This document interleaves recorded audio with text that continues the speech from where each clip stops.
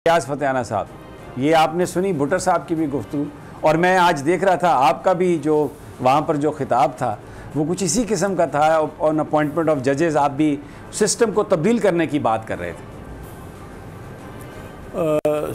समी भाई देखें, पाकिस्तान की रियासत के 3 सतून हैं। इसमें आपकी पार्लियामेंट है, लेजिस्लेटिव है, एग्जेक्टिव है और जुडिशरी है। तीनों में जब तक रिफ़ॉर्म नहीं करेंगे मुल्क आगे नहीं बढ़ सकता। वक्त आ गया है फिर बाद कि हम फैसले करें और आवाम को रिलीफ दें।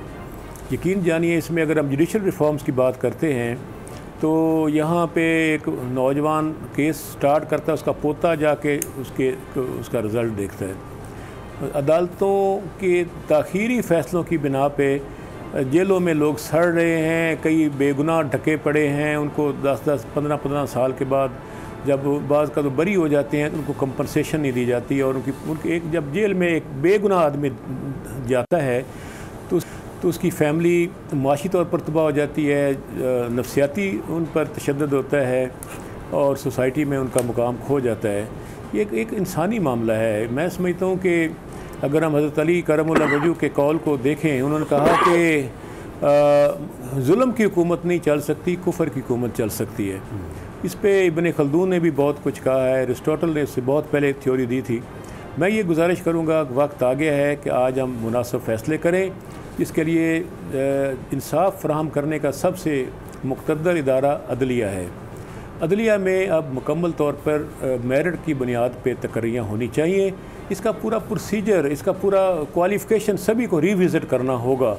इस सिलसिले में एक तो ये है कि इस वक्त जो प्रोसीजर या इस वक्त जो क्वालिफ़िकेशन है, 10 साल तक प्रैक्टिस होनी चाहिए हाई कोर्ट में, इतना ही है बस, इसके अलावा कुछ नहीं है। तो कई ऐसे भी जज बने जिन्होंने कभी प्रॉपर प्रैक्टिस भी नहीं की थी, वो जज भी बन गए, एक चीफ़ जस्टिस भी इतना के बन गए, उनको ना फ़ैसला लिखना आता था और उनके बारे में बहुत सारी शिकायत मौके पर आवाम को मालूम है। इस सिलसिले में मैं ये कहूँगा कि ओपन मेरिट पे चुनाव का तरीक़ाकार ये होना चाहिए। इसके लिए कॉन्स्टिट्यूशनल अमेंडमेंट चाहिए होगी, और आज standing committee law and justice में खुलकर बातें हुई हैं जुडिशल रिफॉर्म्स पे। उसके तहत सपोज़ एक हाई कोर्ट में 10 सीट्स खाली हैं तो एप्लीकेशंस कॉल की जाएँ थ्रू मीडिया, और लोग ऑनलाइन अप्लाई करें। हज़ारों लोग अप्लाई करेंगे। पाकिस्तान में जौहर काबिल की कमी नहीं है, जिनको पता है कि लॉ क्या है, और उसके बाद उनका कंप्यूटर के ज़रिए एग्ज़ाम हो, ऑन मेरिट उसका टेस्ट हो, देखा जाए कि वो जानते भी हैं, लिख भी सकते हैं कि नहीं। और तीसरे मरले में उनका नफसियाती और उनका इमोशनल टेस्ट भी हो, ताकि वो इतनी अहम सीट पर जिससे फांसी पर चढ़ाना है, किसी को उतारना है, आइनी मामलात की तशरीह करनी है, उनकी ज़हनी सलाहियतों को भी परखा जाए और उनका इमोशनल लेवल में बराबर मुनासब हो।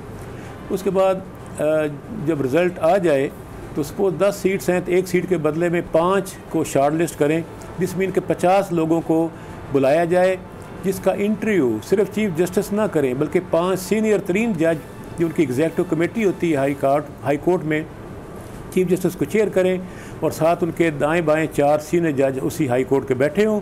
वो हर कैंडिडेट का मुकम्मल तफसील के साथ तमाम पहलुओं को पेश नज़र रखते हुए, उनकी शख्सियत, उसका नफसियाती मामला, उसका लॉ नोइंग होना, उसका राइटिंग पावर, तो उसकी ख़ास उसका ज़ाती करैक्टर, उसका कंडक्ट, उसकी दयानतदारी, सारी चीज़ें देखने के बाद वो एक लिस्ट, शॉर्ट लिस्ट में से इंटरव्यू करने के बाद अपनी रिकमेंडेशन सुप्रीम कोर्ट को भिजवाएं, वहाँ से पार्लियामेंट्री कमेटी में जाए।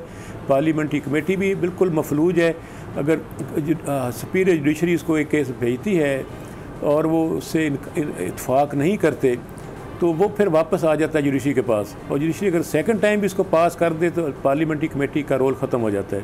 तो मैं समझता हूँ कि इस मौके पे हमें दूसरे मुल्कों में भी ऐसी रवायत और चीज़ें मौजूद हैं, और जब अगर जजों की रिकमेंडेशन हो जाए उसको खुफिया ना रखा जाए, उसको मुश्तहर किया जाए, ताकि जो लोग उनको जानते हैं करीब से, अगर वो समझते हैं कि इनकी तकरीर दुरुस्त नहीं होगी तो वो उस पर अपनी कंप्लेंट लॉन्च कर सकें। वो देखें ना, सारा कुछ फिर भी जजेस के पास ही है।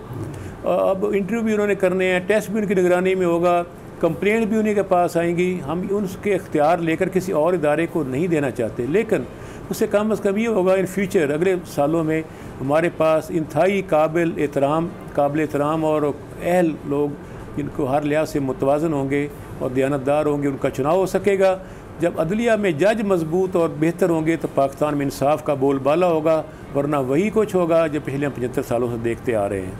अच्छा, इसमें फतियाना साहब, मैं एक आपसे मेरा सवाल है कि अपॉइंटमेंट ऑफ जजेस का जो इख्तियार है, अभी बड़ा आपने गुफ्तगू में कहा कि बिल्कुल वो उसमें जो करने वाले, इंटरव्यू करने वाले होंगे वो जजेस होंगे, फ़ैसला भी करने वाले, यानी गोया कि वहाँ पर जो मुलाजमत का इख्तियार है वो जजेस को ही रहेगा। लेकिन अगर हम देखते हैं, मसलन अमेरिका दुनिया की सबसे बड़ी ताकत है, डेमोक्रेसी है वहाँ पर तो जो सुप्रीम कोर्ट ऑफ अमेरिका के जो चीफ़ जस्टिस हैं उनका तो इख्तियार नहीं है कि वो जजेस को अपॉइंट करें।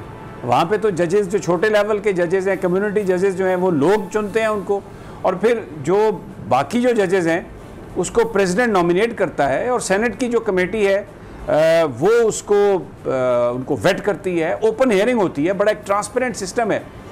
तो ये जो बात है कि जजेस की अपॉइंटमेंट का इख्तियार जजेस के पास ही रहे, मुझे ऐसा लगता है कि जैसे कहीं कोई खौफ है और उसकी वजह से ये बात नहीं हो पा रही।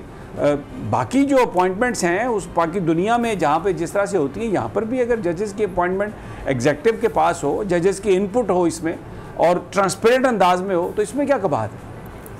देखिए समी भाई, इसके साथ में फर्दर जुडिशल रिफॉर्म्स करनी होंगी। एक छोटा केस जो सिविल कोर्ट में दायर होता है वो सुप्रीम कोर्ट तक जाते हुए 25-30 साल लग जाते हैं। अदालतों में हज़ारों केस पेंडिंग पड़े हुए हैं, लोग जेलों में पड़े हुए हैं। सिविल नेचर के केसेस में भी यही कैफियत है। तो होना ये चाहिए कि सारे केसेस हाई कोर्ट सतह तक ही डिस्पोज ऑफ होने चाहिए। सुप्रीम कोर्ट में 17 जज हैं, 22 करोड़ अवाम है। पॉसिबल नहीं कि एक छोटे से छोटा केस भी अल्टीमेटली सुप्रीम कोर्ट के पास अपील होती है, उसके बाद का रिव्यू पिटिशन भी दायर हो जाती है। तो होना ये चाहिए कि सिर्फ कॉन्स्टिट्यूशनल मामलात और जो हाई प्रोफाइल केसेस, उसमें कुछ शॉर्ट लिस्ट किया जा सकता है कि किस नेचर के केसेस रियासत के मुतल्लिक हों या आइन में कोई तशरीह के मामला तो वो सुप्रीम कोर्ट में जाएं।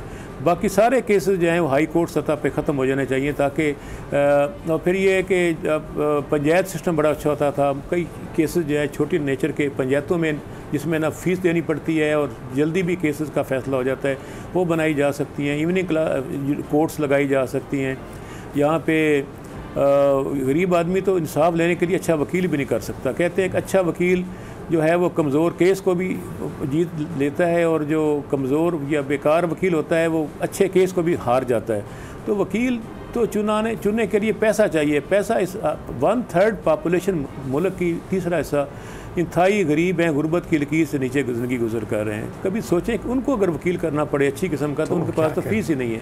इसलिए वक्त आ गया है कि इस गरीब आवाम के पेश नज़र रखते हुए और पाकिस्तान में माजी की सूरत हाल को पेश नज़र रखते हुए वसी पैमाने पे खुले माथों जुडिशल रिफॉर्म्स हों। हम इसमें बिल्कुल तैयार हैं। हम अदलिया से भी मिलने को तैयार हैं। हम वक्त लेकर पूरी स्टैंडिंग कमेटी मिलने को तैयार है, सुप्रीम कोर्ट से भी और बाकी जजेस से भी। हम उनको भी ऑन बोर्ड लेना चाहते हैं। हमारे लिए इंतहाई काबिल एहतराम है, और हम चाहेंगे कि वो भी इस मामले में हमारा साथ दें। और पार्लियामेंट जिसका काम है कानून साजी और आइनी तरमीम, तो हम अपना फ़र्ज़ अदा करना चाहते हैं, लेकिन रस्ते में हमारे को रुकावट ना आए। तो हम अदलिया को भी ऑन बोर्ड लेंगे, और पाकिस्तान के अवाम से भी मैं अपील करूँगा, ये वक्त आ गया है कि हम मुल्क में लोगों को सस्ता और फौरी इंसाफ देने के लिए आगे बढ़ें।